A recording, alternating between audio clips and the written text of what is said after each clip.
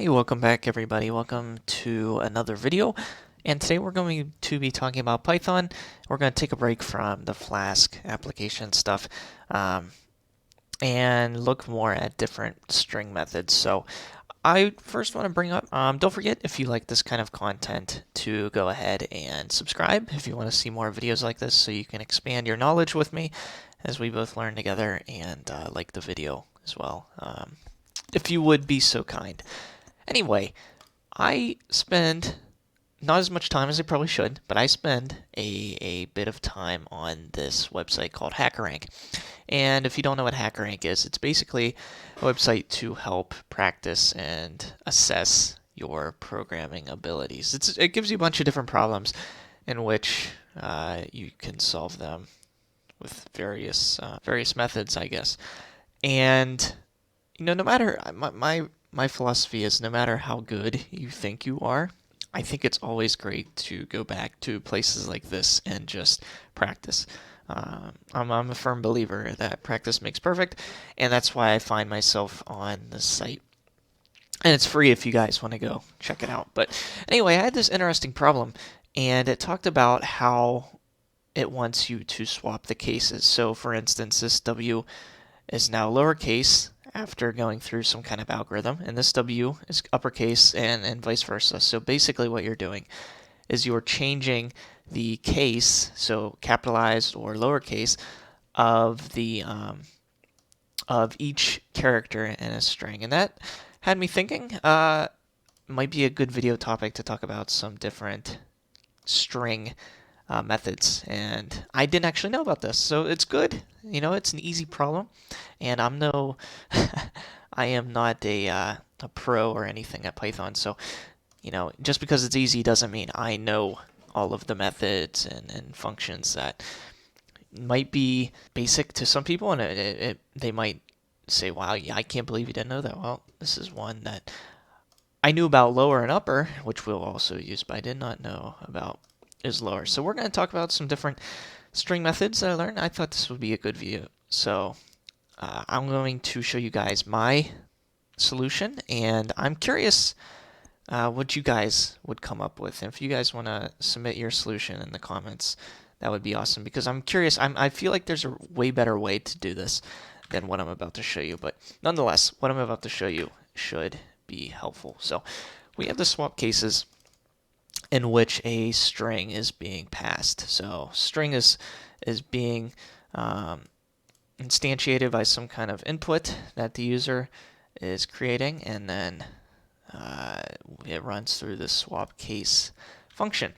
And my thought process is I'm going to for loop through each character in a string and determine if it's a lowercase or uppercase, and then just create the opposite. And one of the things I couldn't think of a solution around was what I'm going to store this new thing in. I thought maybe I would just mutate the original string, but for some reason I couldn't get it to work. Maybe I'm just missing something. But I'm going to create this variable called new string, and it's basically just going to be an empty string for now that we will be appending to as we go through the different characters in the string S. So we have our new string, and that's just going to be empty for now. And I'm just going to say for character in S, and you might want to name it, something that makes more sense to you. But just for clarity's sake, I will name it character, and then I'm just going to determine if it's uppercase or lowercase. And this is where, I thought, there probably is a method in Python for this, but I wasn't positively sure. And, a good Google search goes a long way. And there is an islower and isupper method in Python. So what I'm going to do is I'm going to say, okay, not character, if character dot is upper.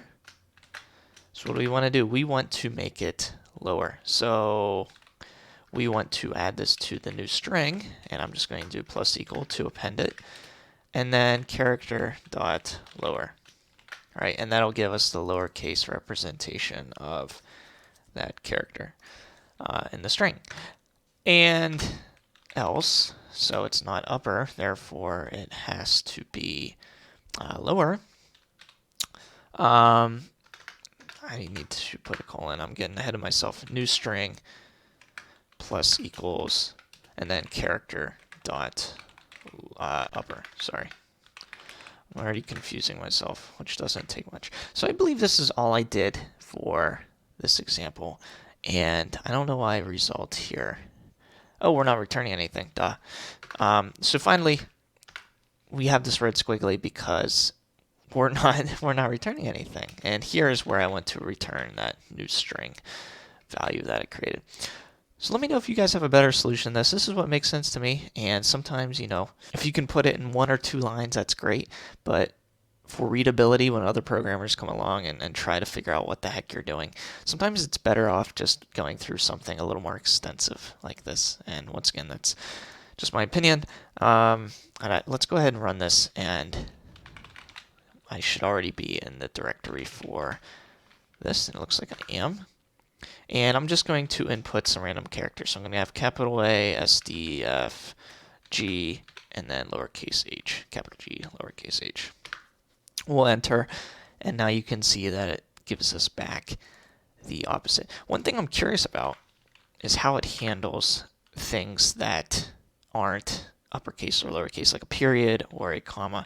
So let's do A, S, capital S, and then a comma, and see what it does.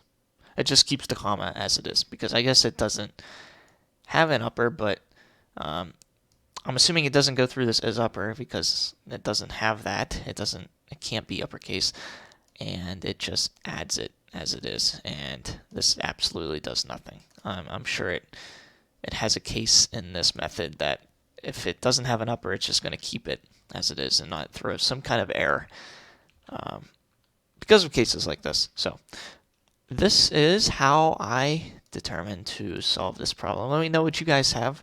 I'm curious to see if you have a better solution than me. But anyway, guys, hopefully you enjoyed this video. And as I come across, what I consider neat problems in HackerRank, I'll be sure to make videos on them and how I envision a solution to be. And maybe we can all learn from each other in these instances. But yeah, I think this is fun. And I will see you guys in the next one.